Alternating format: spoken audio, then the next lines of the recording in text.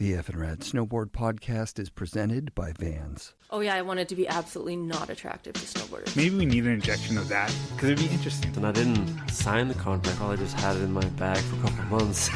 And we're all like, oh, let's just bang and let her run. We pushed each other to become better. Front three-tailed it. Season 5 of the FNRad Snowboard Podcast is sponsored by Wired Snowboards, the Boardroom Snowboard Shop, Crow's Nest Barbershops, Anon Optics, and Tribute Board Shop in Nelson, BC. Support also comes from the 3 local mountains here in Vancouver, Grouse, Seymour, and Cypress, who are all closed for the pandemic, and it looks like it's going to have to be next year before we get back up there. But I had a wonderful season. I rode at all 3 mountains. Thank you to everyone who supports the show. I just want to shout out Crow's Nest Barbershop owner John Roth. He's one hell of an individual, and I love the guy. His vision for Crow's Nest has grown into a family of barbershops that are fun to visit because their staff are great people. I've had my hair cut at their Vancouver location on Commercial Drive a couple of times, and my son gets regular haircuts there pretty often, actually. The people I've met through Crow's Nest are amazing, and the vibe in the shop kind of reminds me of what it was like to go in a skate shop in the 90s. All the staff are friendly and helpful. So if you live in a city with a Crow's Nest Barbershop, go get your hair cut and see what I mean. Crow's Nest Barbershops. Go to crowsnestbarbershop.com to check out all their locations, book an appointment, or just check out what they offer. Unfortunately, the ride for Jake at Cypress Mountain was actually officially canceled the day it happened because it was the outset of that coronavirus. Burton and Cypress had invited me to record Jake's stories on hill for the event, and I was excited in spite of the pandemic scare. I mean, chairlifts were still running. It seems like months ago now, even though it was just a few long weeks ago. So I had made arrangements to go into work late, and there was still quite a crowd of snowboarders there to celebrate. We took a lap all together for Jake. That was super rad. And then I sat down with a bunch of Burton riders, thanks mostly to Olivia Kelly, who kept making sure everybody dropped by the makeshift podcast setup. Thank you, Olivia. And it all kicked off with an old friend, Jeff Martino, who has a long history with Burton Snowboards. All right. Okay. Yeah, we're good. You can throw on these headphones. Do you stay low? Do you stay at the mic? Right at it. Okay, right like at it. You hear yourself? You hear how deep I am in there? There you go. All right. I'm sitting here with Jeff Martino. You were a rep for Burton from? Well, I've worked with the brands from 96 to 2014. So 19 years. Holy Christ. And 16 of those I was the territory rep manager, whatever the fuck they call it. Yeah. I can curse, right? Of course. Good. The show's called fucking Rad. It's effing, but I refuse. If you can say F, we know what you mean. You say frick, it's like, we know what you mean. Just say fuck. Fucking Rad. I called it fucking Rad the first season, and I couldn't get it on iTunes, so I thought that's what it was. People have a tendency to get pissy over swear words, which I find really weird. But anyways, we're getting off topic. All right, so, well, you're good. What do you want to know? Here. Let's see. My levels are fine. I just can't hear myself. All right, you've got a list of Jake's stories, which I think that's fucking awesome. Well, because you said to put some together, so I did. Yeah. You know, and I got a few years under my belt. So how are they? Like, what are the names of them? Oh, they're things like the way he dressed, bums at sales meetings, Stone Hut. Just like reminders to me to tell the stories. But what's bums at sales meeting? My favorite, almost other than snow and snowboarding and traveling around the world for meetings and stuff, my favorite thing with the Burton group, because sometimes we'd be rolling 200-300 deep with all the global sales force, and you'd roll into some place that I would never stay in because it's too nice and they probably don't want me. And you roll in 300 deep and you just kind of take the place over, and all the people that are the normal residents are just aghast and they're pissed. Yeah. And because you know 300 people, you take over. And my favorite part was you get all these guys just skids, right? Because we're all skids, rolling in, you know, not hitting the dress code. And then Jake would roll in, and he would always be the worst dressed of the bunch. Like, he was just so chill and casual. He's always like just wearing baggy pants and a shitty old flannel or something. And like on more than one occasion, we'd go to an event where we'd booked a space privately, and they'd be like, "This guy can't come in," and he'd be like, "Well, he's paying the bill. He owns the company, so you might want to double think that, you know." Like, But he never went out of his way to stand out. In fact, he didn't want it at all. He'd just always be in the background. So that was the bums at sales meetings. You know, I just felt like we were all these guys that were somehow like the 15 minutes in Caddy Shack where the caddies got to go in the pool. Yeah. That's what we were like every sales meeting. And it was my favorite thing because I'm a bit of an iconoclast, I guess. So yeah. Yeah. It was super fun. Sick. Super fun. Sick. Thank you. Let's do one more. What was the last one? Was Stone? Oh, the one I said, Stone Hut. Okay, Stone so Hut. there's a place at the top of Stowe Resort. It's called the Stone Hut, and I believe it's part of the Appalachian Trail. It's been there forever. Jake's kids actually burnt it down a few years ago. Right. It was an accident. Trust me. Jake loved the place, and because he was a bit of a player in that neighborhood, I think he got a few extra nights up there than most people because you go on a lottery to get it. Right. And it was his favorite thing to take other people up there and show it off. And so he would book all these nights, and then he would give most of the nights away. Damn. So one year, my sales crew, my staff, and myself, we won some award, and they're like, your reward is you get to spend the night tonight up in the Stone Hut. And we were all like, this is priceless, Right. So we rode up last chair of the day. We get there. Jake's already there with a buddy of his, and this I think just really speaks to who he really was as a dude. And he was like an employee of the house. He was so fucking excited to have anyone new there. He's like, "You never been here?" He was making the fire. He was cutting up. I've got pictures of him cutting up salami and cheese for us. He makes these margaritas. He'd go outside and scoop a snow up and then make a margarita in it. And he was just so proud to give everybody this stuff. And you're just sitting there going this is really my boss. And he's just slaving away to make us comfortable. And then before you know it, he just fucks off. He goes, "See ya." And he rides down the hill with his buddy with headlamps in the dark. Oh, that's amazing. And leaves us there for the night. And That's I was just incredible. like, how many other bosses would do that? How many other bosses would let 1,000 people into their house every year for 25 years? Yeah, that's mental. It's crazy. He was really personable, really good at gifting and remembering people, and never had a Christmas without getting a gift. Every person in the company, very entertaining, very giving of his time. He knew what he had, and he knew that he was fortunate, and he had no issue whatsoever in sharing it. So That's so dope. it's pretty rad. Thanks, Jeff. All right. Next up is Mikey Rencz. I swear to God, you can actually hear him smiling on the microphone. Mm-hmm. Right on. So I'm sitting here with Mikey Rencz. Yeah. Thanks for doing this again, buddy. Yeah, it's good to be here. Yeah, what a day. So we're up here at Cypress for the ride for Jake. Yeah.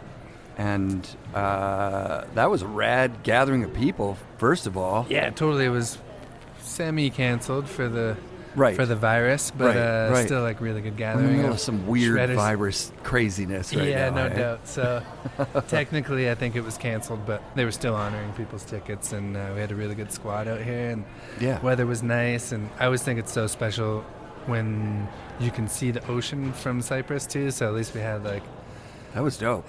some good weather Yeah. and nice day. So you knew Jake for a very long time. Yeah, When did you totally. first meet him? You would have been a little kid. Yeah, I think I was probably 10 or 11. He met with team like the what was it called again? The little Burton Back team? Hill. The Back Hill Yeah, team. yeah. Even Totally. and so he would have Yeah. met with people's parents and everything and been like, "Hey, look, this is totally legit." Yeah, that was more on the team managers and stuff. But I remember the right. first time I met him, I was just I was in Burlington. I think it must have been after a junior jam at the U.S. Open or something. And I was just back with the team manager at the time. We were in the marketing office in Burton. And it was super quiet in the office because everyone was still just kind of recouping from the Open. And I was sitting in the marketing office watching snowboard movies by myself. I was probably, I think I was 11. And then Jake just walked in to just hang and watch some videos with me for a bit. And I just remember so vividly that he had he was wearing a super old Canadian flag t-shirt that was kind of super all beat up, and he just kicked it with me and watched snowboard videos for a while. And it was so sick. rad. Yeah. So your relationship with him over the years was obviously you're not dealing with him directly. Mhm. You've got a team manager between you. Yeah. And your interactions with him are just oh, you're hanging with Jake today. Yeah. He's wants to go snowboarding or Yeah, exactly. Jake team meeting. Jake was kind of always on the fly, so wherever Jake would pop up, that's where he was, So we had a lot of good times in Chile.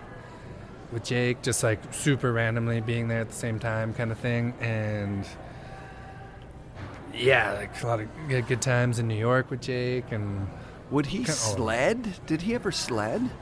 I haven't ever been with him. I'm sure he has one at his house and stuff, more for bombing around. But I think more for like snowboard access, he was definitely more like a catboarding, heliboarding type dude. Yeah. There's a different pace to that for sure. Yeah, and totally. then there's a lot less peer pressure to be in zones that are so gnarly. Yeah, I can't believe where you guys ride. It's insane. Yeah, he just likes to gets dropped off and has a sweet run, and that's he doesn't have time for adversity in his snowboarding. He doesn't need to learn anything new. No, he just wants to go to the best of the best. Yeah, the easiest way possible. That's for great. Sure. That's what I would do if I had, unlimited heli budget. I would be heli. No doubt. He had a good program going on for sure. Do you have a memory, other than sitting watching videos with him, that comes to mind when you think about him? That would be a good kind of story thing. Totally. I mean, like, there's so many awesome Jake memories, just like, and they're all so random too. Where like, say we were finishing the rider round table at his place in Long Island, and just like, okay, now we're all going to like the Stanley Cup playoffs game in New York, or like, he'd always have crazy surprises like that where you're like, how the heck did you get these tickets kind of thing, like last minute for 15 people. Or like one time me and my girlfriend were just randomly on vacay in San Fran, and they caught wind that we were there, and Jake, Donna, UC, John Jay, they were in town to open up the new Burton San Francisco store. It was just like very random timing, and they were like, yo, like, see you in San Fran, no stress, like if you want to swing by the shop opening. And so I'd go there, and like and Jake and Donna are there, and then of course like Lars Ulrich from Metallica is just chilling there because he's randomly homies with Jake, and he's just like chilling on the couch. And then they're like, hey, cool, yeah, like after this we're gonna go get some dinner. And we all hop in the car, and we pulled up to this spot. And of course, it was like the same spot that me and my girl had tried to get a reso for like the couple days before. And they were like, oh no, we're not booking for like 4 more months. Like it was like that kind of spot. And and then sure enough, like boom, right into the resto. And I don't know, that was just kind of classic Jake stuff, where just things were just like randomly happening all the time, like really cool experiences. And he was always so like gracious and just humble, and just just such a fucking awesome It's like dude. if one of us got access to the shit that none of us have access to. Like you just said, like you're like, hey, I would love to go to this restaurant. That'd be dope. But totally. Like I remember, like, actually I kind of don't remember because I was kind of tuned up. I was on vacay, but like I do remember the like when we first pulled up to the restaurant, and me and my girl turned to each other, and we were just like, of course, this is the spot like we called the other day or whatever. But I don't know, he was just kind of always full of surprises, and he truly just wanted to have a good time, and like never expected anything from anybody. Just wanted everybody else to like have a good experience as well. Yeah, and he appreciated people that loved to snowboard. Yeah, obviously, totally. Like that's a big deal. Yeah, for sure, 100%. That's awesome. Yeah. Thanks, Mikey. Yeah, thanks for having me. Yeah, you bet. Thanks for dude. coming. Next up was Mark Sollors, another BC legend. Fucking sick style, rad dude. Okay. I don't know that you and I have ever spoken in real life. No, I was wondering about that too. I think we were on a text chain that Mikey, that Steve Hare put together, and then Mikey just kind of took the reins. Like, hey, we'll get back to you. And then I wound up at his place, and I think Mikkel was up there at that point. And I think that's pretty much how it went. Yeah, like I was in Wiss, and these guys Yeah. were together, so you just banged those two out, and then I didn't even get one with Mikkel. When I'm with when I'm at Mikey's place, I would feel like rude being like, oh, hey, and I would also like to interview you, Mikkel. That's a time saver right there. It is a time saver. Yeah. You know what? As I get more under my belt, I start to realize you got to do the ask. You can't, like, Mikkel's probably like, yeah, that guy totally snubbed me. He didn't even ask me to be on his stupid show. I hate that guy. No, I think that's a very true thing. I think that's like a life thing in general, where it's if you sit back, it's polite to obviously respect distancing and social kind of like environments, but it's definitely like if you just sit back and wait for it to happen, it's not going to happen. It's not going to happen. The funny thing is that I had reached out to Mikkel through his Insta, and his dad is the one that manages it, and was like, "Oh, you'd be better to get in touch with them through this email." And I was like, "Okay, I got to just write the proper email." Are we in an earthquake right now? No, we got somebody plowing. Oh, they're plowing on the thing. Perfect. Mikkel's dad's amazing. He's such a good dude. Yeah. Yeah. So then, in between writing him that message, and talking to his dad, I see him in real life. Perfect. That's the way it is. Yeah. So you're up here for the ride for Jake. Yeah, a day for Jake. A day for Jake. Yeah, a day for Jake. We'll probably end up doing this every year, I think. I hope so. I plan on doing it. Yeah. I mean, I think it's one of those things where you're always going to be reminded of the legacy of Jake, and obviously what we surround ourselves with and how much fun we have snowboarding. So it's one of those, let's take a moment, spend a day. We had so many great people out here today that it's like, how would we not want to take a minute and just get everyone together again, get our community together again, and just celebrate snowboarding and what he basically created. Yeah, his name is synonymous with snowboarding. Absolutely. He didn't venture out and go into some other category. He just stayed true the whole way through 77 until now. Yeah, we got 77 tattoos for him. Yeah, sick, dude. Yeah. That's epic. It's amazing when you see something that he basically helped start and help create and help create this community, and he dedicated his entire life to it. Whole life. It's he took something that it is a risk. You didn't know if it was going to work. Yeah. That's insane, how dedicated and passionate and how much you feel about that. And those first couple of years, it didn't work. No, for sure. Yeah, it was a grind. Yeah. So much mad respect for the guy. And he's the one guy in the industry that everybody agrees is the guy. There's arguments over who invented the binding or who invented, this or that technology. But when it comes to the blueprint for the best snowboard company in the world, well, there's only been one so far, and he was obviously a huge part of that. He was 100% passionate about snowboarding, the community, not just his brand, but just snowboarding in general, and making sure that everyone was getting together, having fun, that's one of those things, is have as much fun as possible. Yeah. That was his motto, Really? That's pretty rad. When did you first meet him?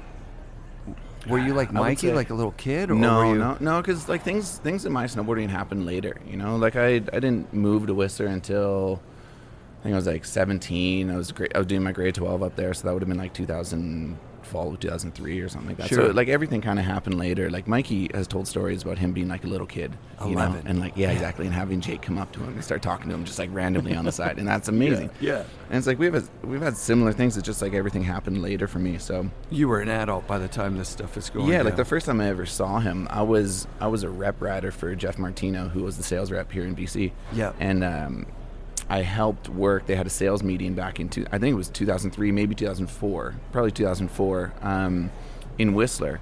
And I was just a little kid. I wasn't a part of the company in any sense. I was just rep the kid rider. that got rep rider some stuff, and I kept helping out at demos. And I went in there, and Jake was doing his meetings and all that stuff. We helped set it all up, and he did the announcement, the company announcement. He was like, "How fucking sick is it? We're here." He's like, "They left rollies on our bed pillows." It's we're in Canada, and he was so hyped. It was it was so cool to see. He runs this multi-million-dollar company, this huge. He helped create such a large sport, and he's such a rad, down-to-earth guy. I keep hearing that over and over again. With the outlook on life of someone who's not jaded. You know what I mean? Yeah. A lot of people, I don't know. That's just there's a lot of bullshit in the world, is what it comes down to. Yeah. And staying true to what your passion is. Nobody does that. Very, very few people. Yeah, I think the big thing was he returned basically the appreciation that the community gave to him. I don't know how to best describe it, but he basically appreciated what he helped do and the return that community gave to him as well. Yeah. He appreciated his company, his snowboarding, the people around him, everything. You know, he was so thankful and humble and modest about it. You know, like he always wanted to help people. That's what he did. That's rad. Any way he could have helped, he would go out of his way to help people. That's nuts. Yeah. Did you ever have any of those meetings in his office, like sitting on the couch and just like, not even a meeting, just like, oh, hey, I'm here, and he's in his office, and you're just sitting there? Yeah, I mean, I would see him pretty much every time I went to Vermont. Yeah. And then starting in 2012, I went to all the rider roundtables. Yep. Which are basically the year-end meetings in May, where we sit through and the heads of every department do their announcement or like their kind of presentation of basically every single product that Burton makes. Yeah. And the team is there with Jake. George sat in a bunch and just we gave feedback on basically what the company was doing. Every product, you know, if they're like, and then we're doing this, and it's like, that colorway is bullshit. We need to change that. And it's like, okay, like we got these options. Like, let's make changes, you know. And that was like the last line before product would go out to go into like final samples and like get developed. So that was probably like my favorite week of like the whole year is like sitting with like 5 other dudes and Jake and just talking product. And we'd be there for like a week and just like all together playing sports, go golfing, talk about product, have drinks, go for dinners. You know, it was just like this small group that would just love snowboarding. That's so sick. Yeah. Yeah, you hear about, or I have heard about a bit of like Form 8 days and you're thinking like huge salaries and everybody's like, it's, wow, such a cool time. But really, you know, Raul Reese and Mac Dog's cool. Obviously, these guys are cool, but I don't think they got along. They didn't have a unifying, like, one guy at the top that was like, hey, let's do... Well, I mean, Forum did a couple of trips that were pretty cool from what I heard, like, you know, that weren't snowboard trips, right? Like, that were like, I don't know, some sort of... Like, when I was a kid, I loved the Form 8. That was like my shit, you know? Like, Devin was like the biggest idol I had growing up. Yeah. And I think it's like, if you say, like, they didn't have, like, the one leader like Jake or whatever, but they had... Peter, man. They had their group, exactly. Like Peter ran that, you know, and it was like their group was their strength, you know? Totally. Like, I loved seeing that. That was amazing to me. Yeah, yeah. So it's kind of cool that Jake had this group, that he was kind of the dude. He was like the guy at the top. Everybody's, you know, getting along and going on, you know, living together for 5 days, figuring out what the company's going to look like for the next year. He's an amazing guy. That's so dope. Yeah, yeah. Like family, company, everything. Yeah. Like head to toe, that guy was just like something to look up to. You know? That's right. Like, absolutely. Do you have a actual like story that comes to mind of him that's... I think like I got a couple, but it's like my favorite time was the first Rider Roundtable I went to. I think it was 2012. And we were out for dinner, and there was a hockey game playing at by the bar at the restaurant. And he kind of comes over to me, and he's like, "Hey, let's go have a drink and watch some hockey." And I was like, you know, like we've met across, but this is like, you know, some one-on-one time. Yeah. And we sat down, we just talked hockey.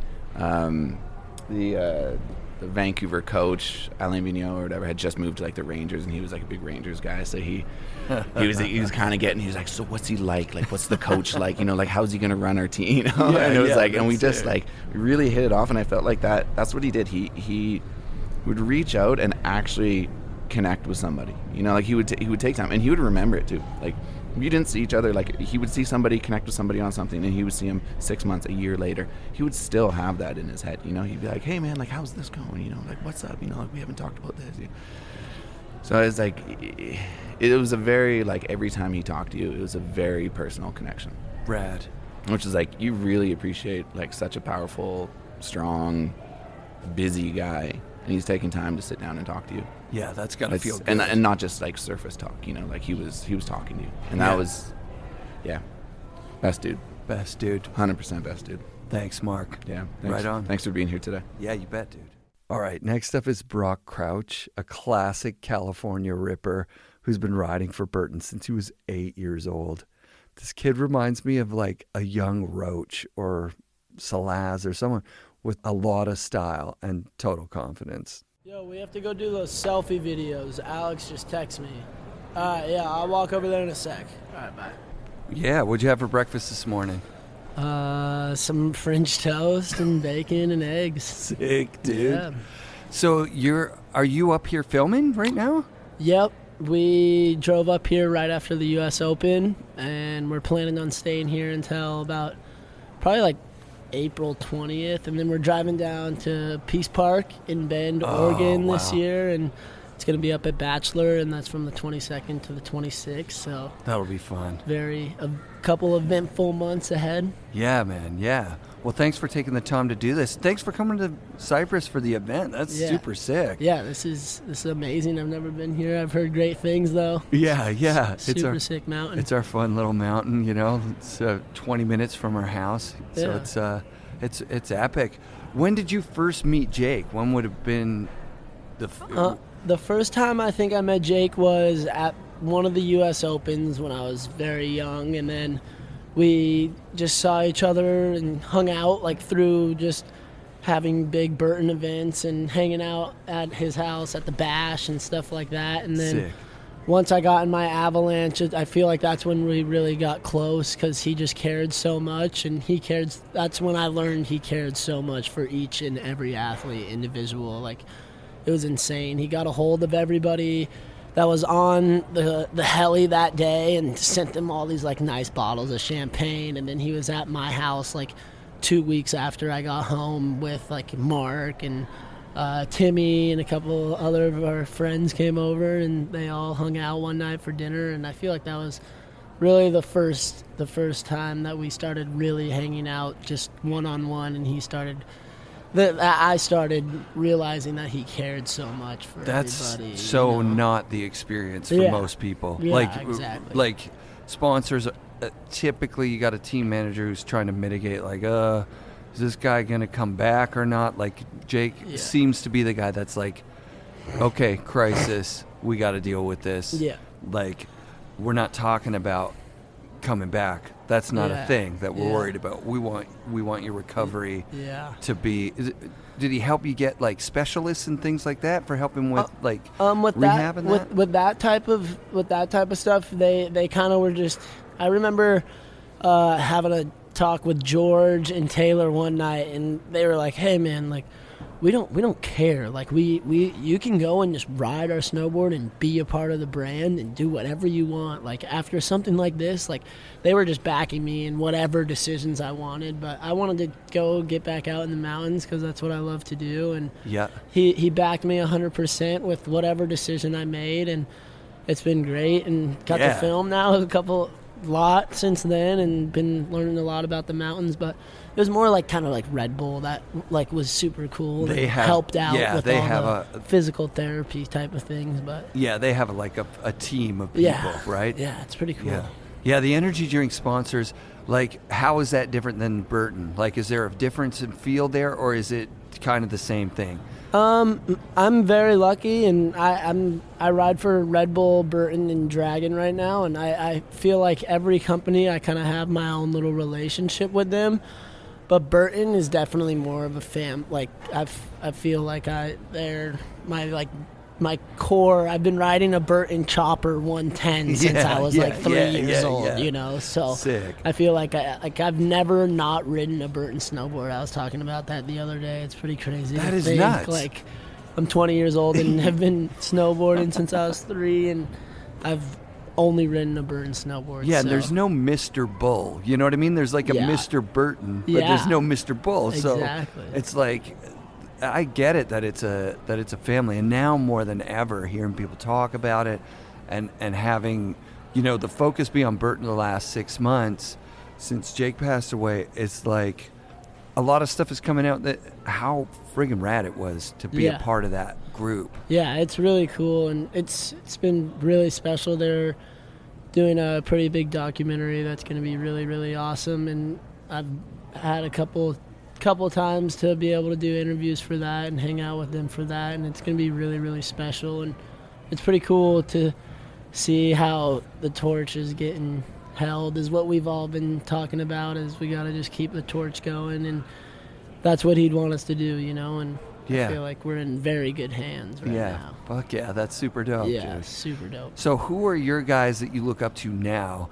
And I want to know if I would know any of them. And then I'll tell you some of the guys I looked up to when I was your age, and then see if you know any of them. Crazy story. Actually, you're probably definitely going to know who this one is. But Dave Downing is like my mentor. That guy's the man. He's like my dad's best friend. So No way. Yeah. So So you know his kids. Oh yeah, Dylan and Logan, Yeah. and Shannon, Yeah, super I met good them at his place this year. So, yeah, super good family friends of ours. Sick. And So you surf with those guys. yeah, and he's kind of taken me under his wing and brought me up. And my favorite snowboarder is Danny Davis at this Yeah, point, you know. sick, And it's crazy because he's like such a friend now, and I've gotten That's to weird, film right? with him all Yeah. year this Yeah. year. But like I tell it to him straight to his face, like, dude, you do some of the craziest, coolest stuff. And Oh my God. he's really, I feel like, saving half pipe riding right now. I would Like, agree with you there. like it's getting to a point where half pipe riding is kind of so like just robotic, and Right.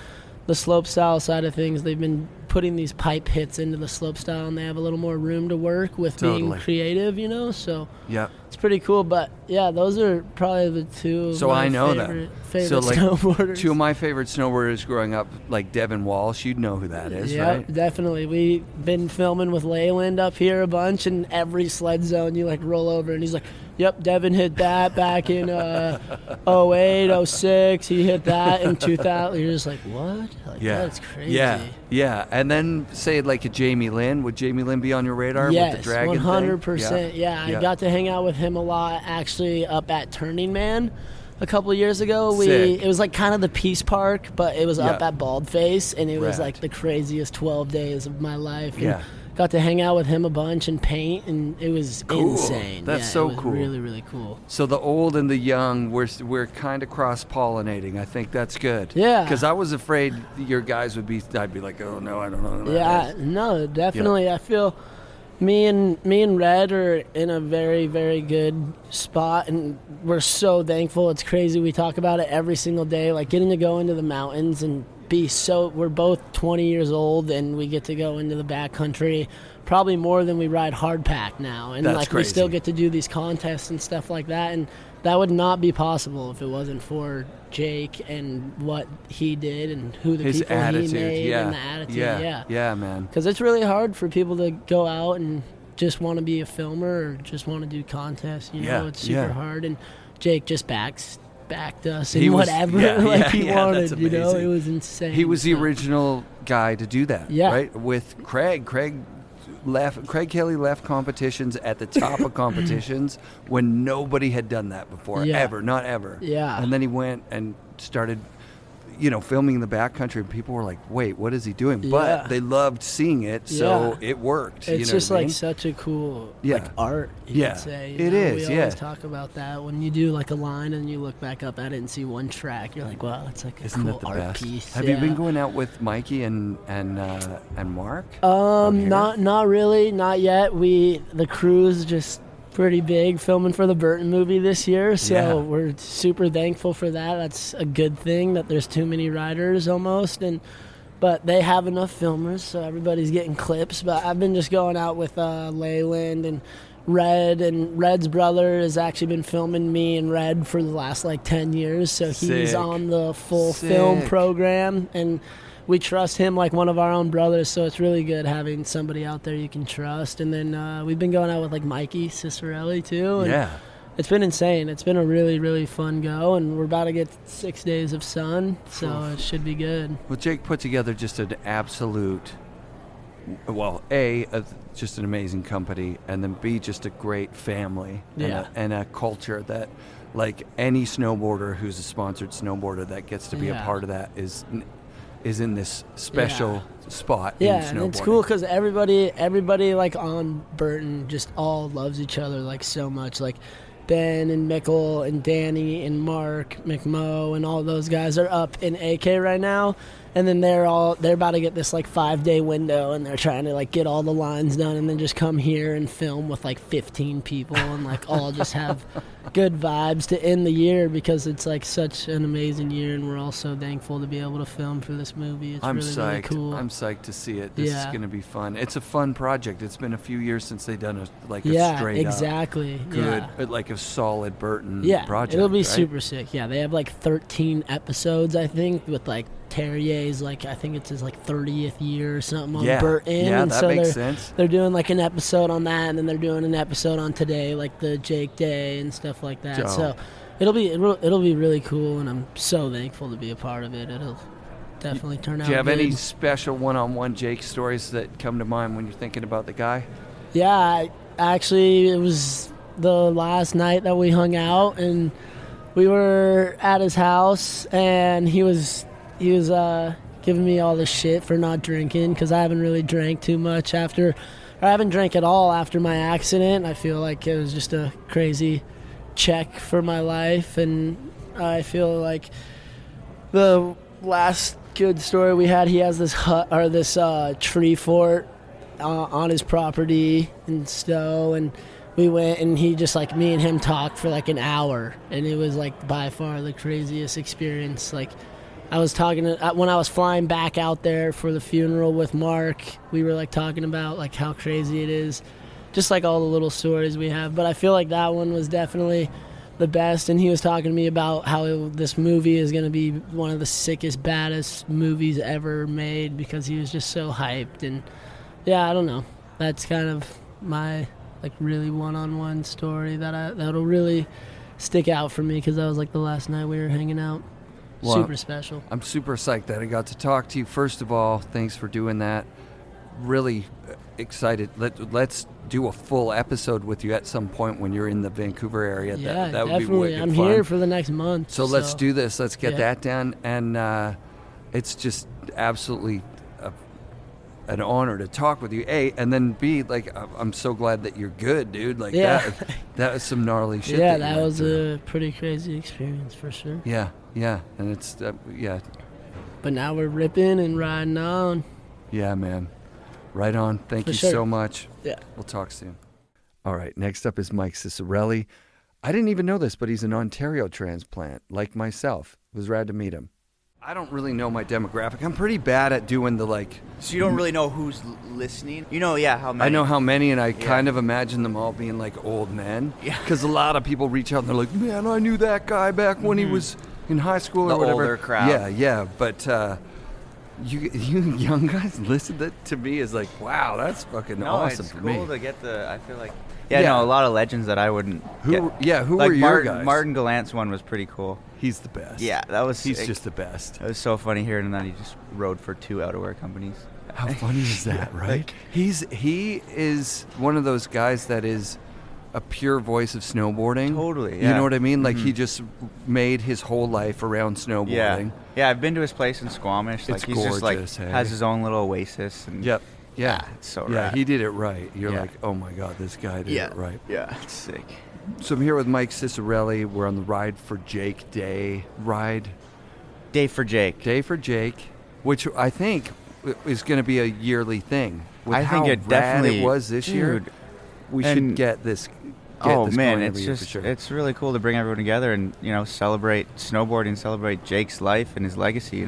Yeah, and there's some crazy virus shit going on right now, and even that it got canceled. It was still you couldn't stop it from happening. And we're kind of lucky that we're ski resorts are kind of like the one little. Hopefully, we can hold them open for as long as because if it goes to the point where we're not snowboarding anymore, I'll be so sad. Yeah, because you've only got 4 people on each chair, right? Yeah, it's kind of like a good way to keep us close enough, but also far enough. Yeah. I didn't even think of it while we were in that lift line. Though. It's too many people. Yeah, no. I'm glad it still happened under the circumstances, and it's cool just seeing all the armbands today, and just people that you'd never meet before that are just have that same stoke and energy that like.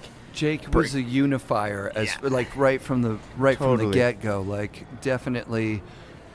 Put together the best team ever, like from 1988. The guys that from the start, till now, until now, the people that are on the team are the best of the best. Totally, and he'd be like very involved with the team, and he'd be wanting to ride with us, and like it's just honestly, it was just such an honor to be able to meet him and take laps with him and shoot the shit. It's like the larger than life, it made you feel so special, even though you were just like in like godly, presence of him. You're like, wow, this is amazing. And did you get to the point where you were like buds with him kind of thing? I'd see him insane. A lot, like 3-4 times a year. We'd go to the Fall Bash and go hang out at his house. The Carpenter family is so generous. They open for Fall Bash, they open their whole house to about 3,000 people. You can walk anywhere through Jake and Donna's house, and he's just dude, come on in. Like, it's amazing, man. Yeah. Such a family. Yeah, that's super rad. So when did you join Burton? How young were you? I was 15 years old, when I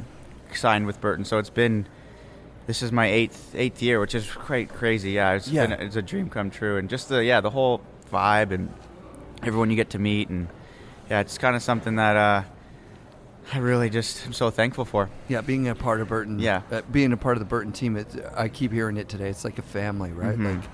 And I think a lot of companies that I've been involved with or that you talk to, they don't have a family vibe. They have a like, hey, we're trying to make some cash over here. Totally, and I think that's market share. A lot to it because Jake and Donna just held true and they never sold, like they never sold to a bigger company or went public. And I think that has a lot to do with it, why the brand's been so successful, because they're just been like, it's theirs, no one's having any pull in any direction. And I think it's really important because sometimes stuff can get jaded, and Burton's been so true, and with how much support they do in everything, Yeah. Not just in snowboarding, but else, like in events and the Chill Foundation and all that. It's like there's so many avenues that they help in. Yeah, that's a good point, actually. Like, because when I think of companies having like difficult transitions, it's always when they get bought or sold, right? Totally. Because then the team manager changes or the team gets dropped and they start over with a new fresh whatever, and you're like, I mean, it's not that Burton has the exact same team that they've always had, but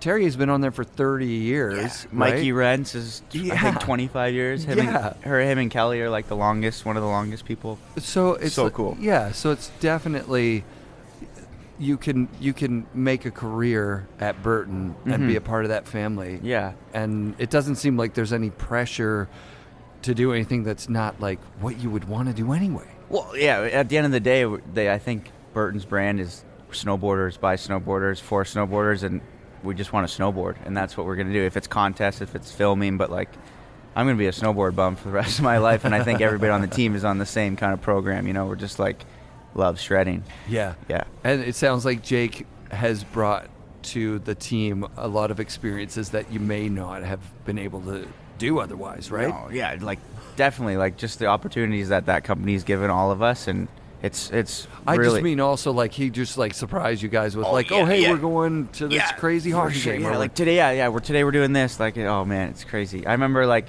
even just little like Jake-isms that you'll learn. Like I remember the first time going to dinner with me and Mark McMorris, and Mark kind of tapped me on the shoulder. He's like, make sure when you cheers him, look in his eyes, because Jake was so on it. Whenever you cheers him, he always wants you to look into his eyes. And I was like, okay, thanks, Mark. Like, I'll make sure I got it.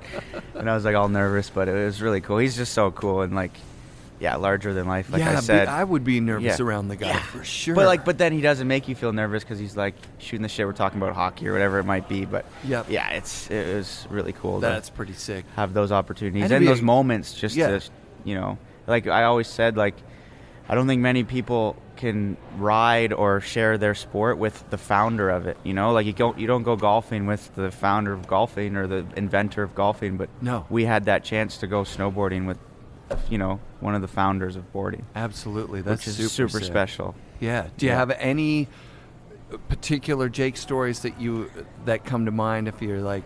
Yeah, like one of the cooler ones. I remember I was 12 years old in Snowpark, New Zealand, when that was still open. I got to meet him. Him and Donna were just there on a trip, and my mom made me. She's like, go over and talk to him. I was so scared, but like, yeah, we took a photo. I still have that photo, and it's like, and then for all to line up, and yeah, we like remember doing some laps at X Games, and he like, dude, follow me into the trees. Like, dude, I know the spot, and then we had to dig him out because he just like found this like little gully, and but just like so stoked, and yeah. It's just that kind of energy. I hope everybody carries that like stoke and energy on forever, because he was the life of the party and just never stopped, which is so amazing. Fucking rad. That's a double sound clip for me there. Yeah. Thanks a lot, Mike. We got to do a full episode with you as well, dude. I'd love that. Yeah, that'd be so sick. Are you here for a while? Like, yeah. Well, now I'm not. I won't be traveling. You're up in Whistler. Yeah. So yeah. I can come up with the gear and we can sit down somewhere quiet. That'd be sweet. It was great to meet you. Yeah, great to meet you too. Yeah. Thanks for doing this. Thank you. Epic. All right, this kid, Red Gerard, won the last Olympics, and I absolutely love this bit you're about to hear about energy drink sponsors, which kind of like wraps up the ongoing talk of that in a nice little box. Cool. Red, thanks for coming over, homie. Dude, absolutely. I was saying to Rob, the only Olympic run that I watched, because I'm not an Olympics guy, was your run. Oh, really? I'm Cool. like, I think this guy won the fucking slope style. Oh, yeah. It was just another contest, Dude, seriously, the cross court was what got my attention. I'm like, I like that. This kid's got like good creative style. That's dope. Like, that's the best thing.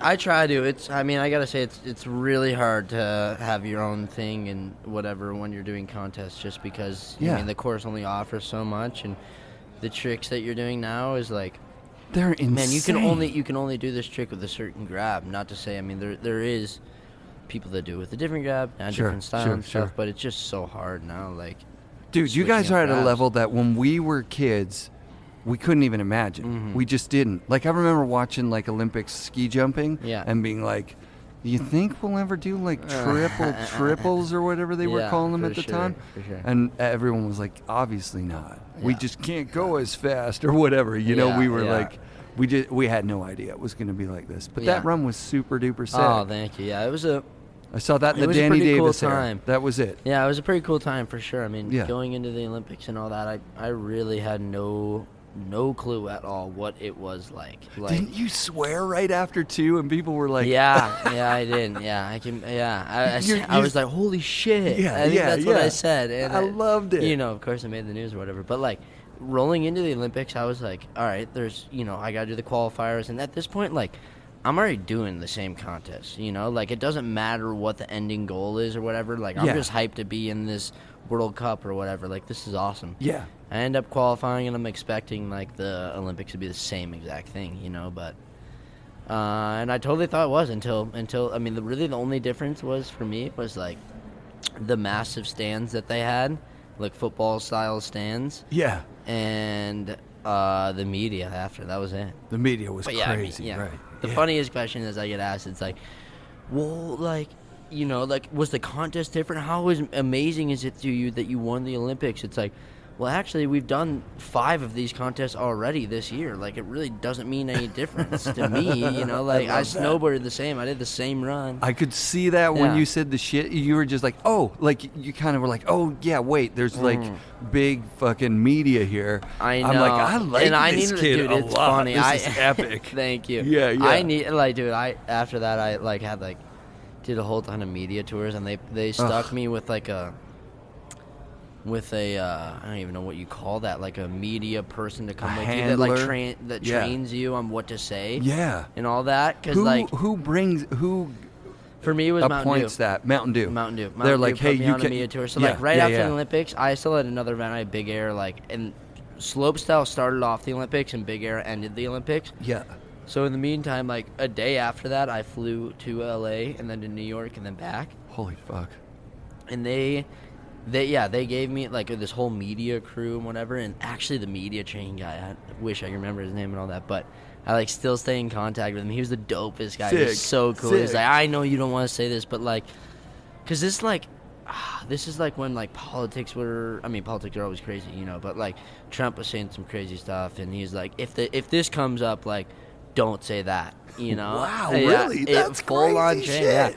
Yeah, and I was like, well, I don't think it's going to come up. Because I went on, like, Jimmy Kimmel and stuff, and he was like, that was the big one. He was like, just don't, don't say anything wrong there. Oh, that's fucking crazy, man. It was a cool thing, man. When I look back on it, I'm like, frick, I wish I could, like, go back and actually take pictures of each thing, remember it better. Right, because you're just in a whirlwind of all this media kerfuffle. Yeah. So during this time, are you talking with Jake and stuff? Jake's not calling you or texting you saying, like, don't say anything. He's like, that was epic, right? No, not at all. The only, and I actually have so much respect. It was so sick. But, like, Jake never even texted me, never did anything, which I love, Like, I thought that was the coolest thing because there was so many people texting me. It was like, whoa, congratulations. Everybody who knows you. And I'm like, that's so much respect. And then the next day, I'm going up to watch my girlfriend compete in slopestyle because women's was the next day. Yeah. I'm rolling up there. I walk in this coffee shop to meet my family,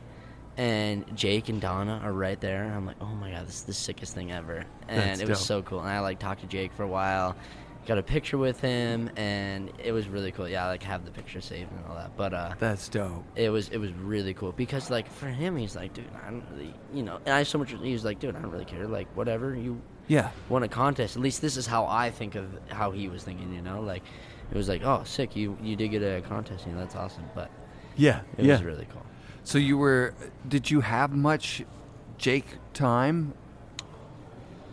I had quite a bit of Jake time at the Opens and all that. I didn't get to know him as much as Danny and Mark and all them did, which is a bummer. But yeah, I had time with him at the Open, and then I got invited to do this like heli trip with him as well. Sick. And it was with all the people all the Burton crew that went to the Olympics, like every single Burton rider.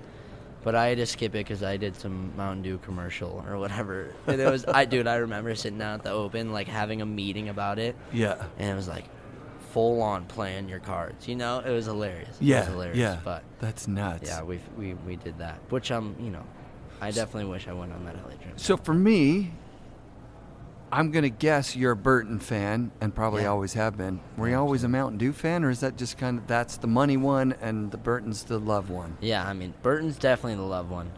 For me, I rode for Red Bull for 3 years as well. Gotcha. I was on Red Bull when I was 13 years old, 13 to 16 I don't think I'd let my 13-year-old kid drink Red Bull. Yeah, no. I told him I he wasn't couldn't. drinking it. Yeah, I told him he couldn't.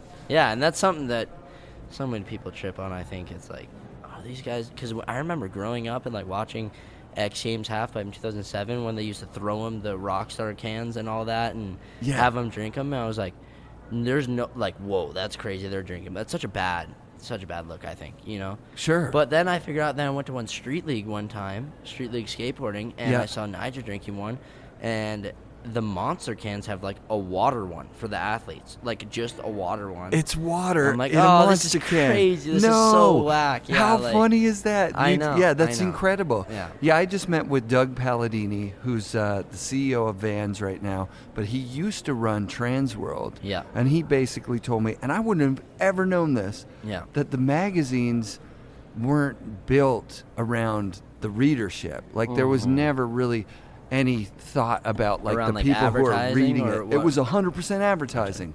They build the magazine. Dude, and that's to sell all the magazines advertising. now. It's you look nuts, through, it's like dude. Vans boots right here, Burton this or whatever. It's like, and I get it. I completely get it. I get it too.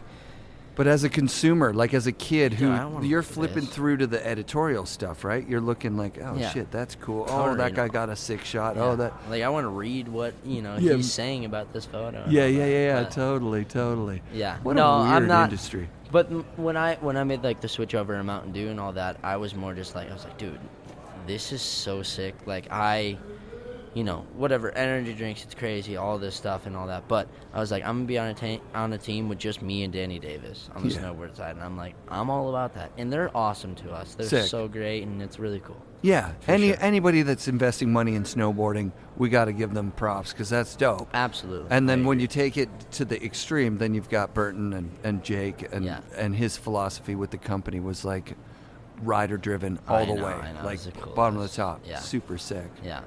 You have any personal stories with him that come to mind? I'm sure you've already heard this one probably today, but the one, like I said, I didn't get to know him that great, but the one story I do have with him is like it was U.S. Open 2017 or something, and he took us. It's like middle of practice, and I remember because there's like U.S. Open, you do practice for 3 hours, then a lunch break, like an hour off, and then more practice from 1 to 3. And I remember, like, our TM at the time was Frankie Chapman. He's like, yeah, Jake wants to take us to this place, like, in the middle of practice. I'm like, oh, middle of practice? Like, what the heck, But, yeah, so he takes us to this place.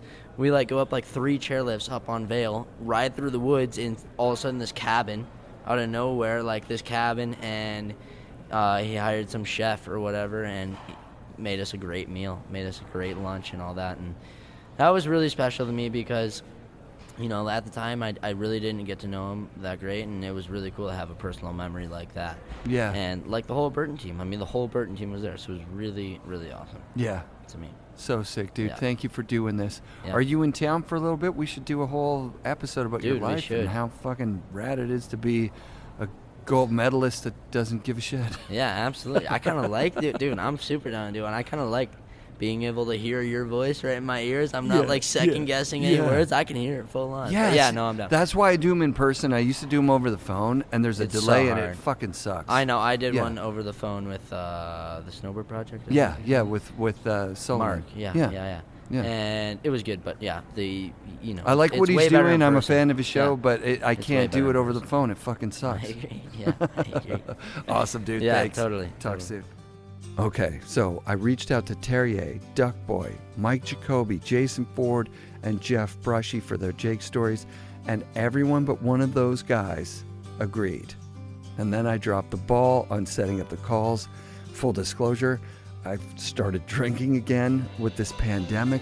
You know what? I'm not going to say just that. I started drinking in Mexico with my wife because we were on vacation, and I thought, yeah, it's mellow. I'll just drink while I'm on vacation. Then we came back.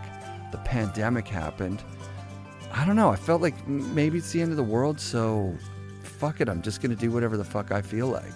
So I started eating a lot of chocolate, and I bought like slices of cake from like a cake store for real. Like I'm just going all out with the, I don't give a fuck. I haven't been stretching, no exercise. I didn't even go to work, and I've just been lazing around. You know what I mean?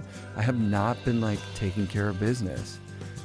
So honestly, it would have been better for the show if I'd done some work instead of slacking off, but maybe it just means I'll do Instagram live videos with those 4 for their stories. That'd be fun for me, I think. And I saw Matt Barr from the We Look Sideways podcast this morning do one, and I was like, this is fucking rad. And just a heads up, we're thinking about doing another Wired custom board raffle. Actually, before this bout of laziness, I planned on making stickers and doing a Wired raffle where everyone who enters gets a limited edition fucking Rad podcast sticker. Wouldn't that be awesome? It won't take much to get me to do this. So a couple of you guys reach out on social media. Let me know you're in.